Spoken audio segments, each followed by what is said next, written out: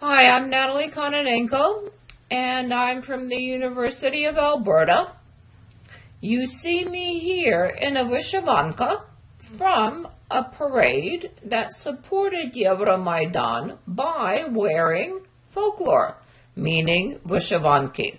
I'll be talking about folklore and fakelore of Euromaidan and people's expression through artistic means of their feelings about folklore.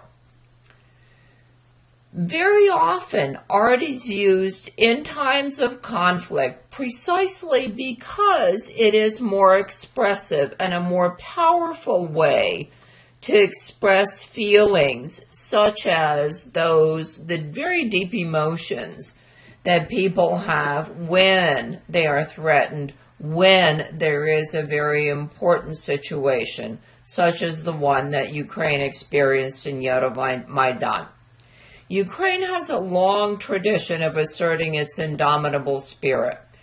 When there is something like a foreign invasion, when there is something like a threat, very often Ukrainians will turn to art, and perhaps one of the things that is best known is artistic expression through folk epic, Ukrainian Dumy.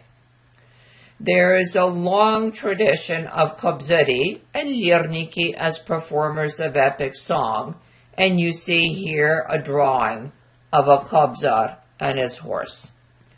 Here are some images of traditional kobzars. To the left, kobzar Ostap Verasai, and to the right, there are three performers showing the three traditional styles of playing the old-style bandura. Of course, this is not something that is just an old phenomenon. It is very much contemporary.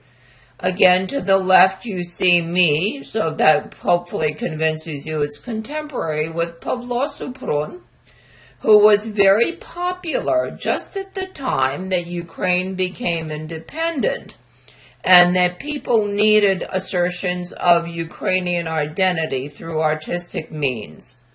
In the middle, you see Taras Kompanechenko, who has been very active both at Maidan and elsewhere in terms of artistically asserting Ukrainian identity. There have also been groups that make traditional style bandure, and here you see a very happy craftsman who's made his own wooden bandura. What we're talking about in terms of Euromaidan, at least I am as opposed to the other speakers in the folklore section, is material culture, meaning the paintings or the things that are visually expressed, not verbally expressed. Not that verbal expression is any less important, not that there was any less expression in terms of Euromaidan, but I want to concentrate on material culture. Traditionally, going along with kobzars and with epics, you get the image of Kozak Mamai. He is a warrior and also an artist, and he's always pictured playing his bandura and seen with his horse. Here you see him again, and you see that he is both a fighter and a poet because he has armaments as well as his kobza. On Euromaidan, folklore took many forms. Of course, folk song, like Dumy, was very important. Often the folk songs of Euromaidan were patterned on existing folk songs, which were varied to contain Euromaidan content. But there were many other forms, including the visual, like the helmets you see below, and that's what I will concentrate on. Workers' helmets for the protesters at Euromaidan were used primarily for protection. Being protected does not require that you be decorated, yet we know from all the images that have been displayed on YouTube and elsewhere that decorating helmets was a big thing. You see some pictures of decorated helmets and also the paints used for helmets below. Not only were helmets decorated, but so were shields. Again, there is no practical reason to decorate a shield. So this is an effective tool using art as a means of protest. Or as Dien, which featured the photos to the left, says, art was used as a weapon. The images that were used on helmets and shields very definitely tell us something. What we see on them was that people, by using art, were claiming Ukrainian heritage as something that was their own. That heritage was religious. They were saying that their cause had religious support. Their claims were nationalist, so that they said that theirs was the Ukrainian trident. Shevchenko was theirs. They said that the protesters on Euromaidan were defending Ukrainian nationality. We also see, as in the images on the lower right, that they were very much rendering artistically the outcomes that they desired. You see symbols of rebirth, the plant coming out of the heart with a Ukrainian trezub, and symbols of justice, with the figure of justice and its scales. They claimed were Ukrainian heritage, so there were bucolic scenes, like on folk paintings. Petrikivka is a style that's very much associated with Ukraine, and Petrikivka-style flowers were on many helmets. Folklore was not only used on Maidan itself, but outside of Euromaidan. Maidan is an experience and an event that affects people everywhere. And people that were outside the immediate environment of the environs of the Maidan wanted to take Maidan home into their homes, into their spheres of activity, and make it their own.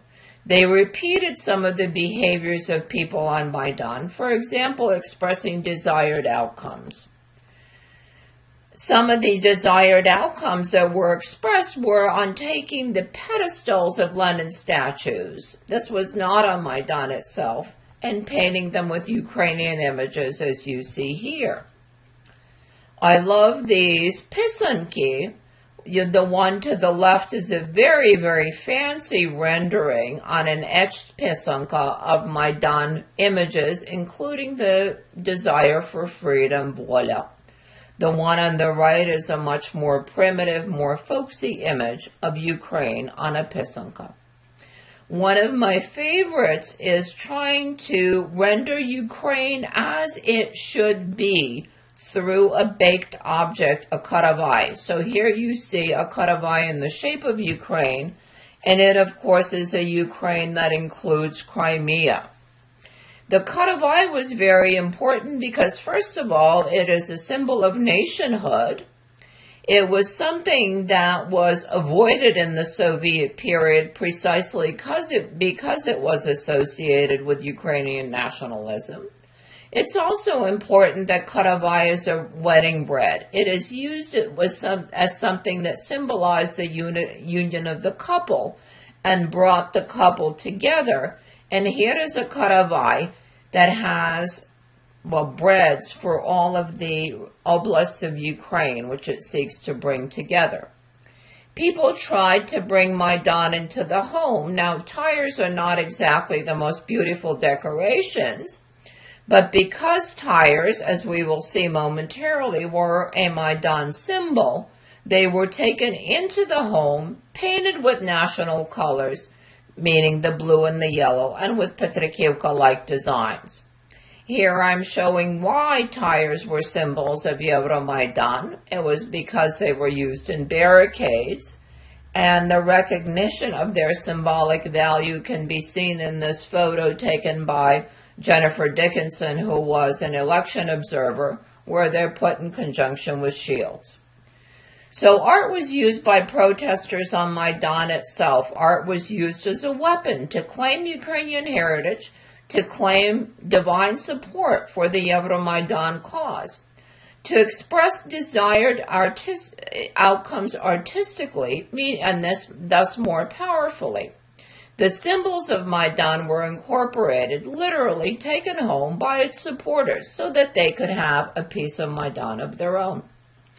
Interestingly, because the folklore of Euromaidan was so powerful, there was Maidan Fakelore generated not in Ukraine, but in Russia.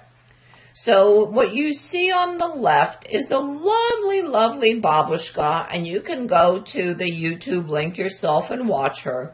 She has tons of folk symbols all around her. She has bubliki, she has karavai, she has two chustki, and she recites this lovely poem addressed to Obama, saying that he should respect the Russian people. They're so nice, they're so friendly, they're so helpful. She invites him for blini, she invites him for all sorts of lovely things.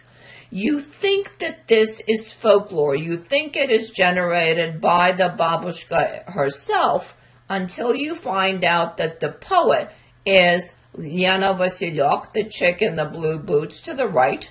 And if you go on her website, you'll actually see other items generated by her, apropos Ukraine, which are not terribly flattering. The power of art can also be seen in the commercialization of Maidan. For example, the use of the popularity of Vyshivanki and Vyshivanki demonstrations to sell car decals. And I think the ultimate recognition that Maidan art is very powerful is the fact that you can buy it on eBay.